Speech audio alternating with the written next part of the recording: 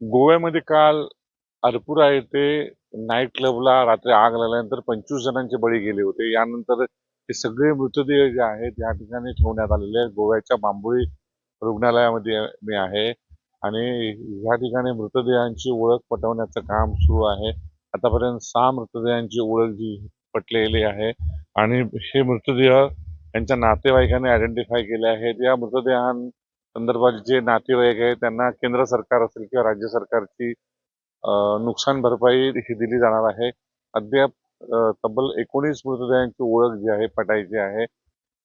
यानंतर हे मृतदेह 6 नातेवाईकांच्या ताब्यात देण्यात आलेले आहे आणि अजूनही काही जे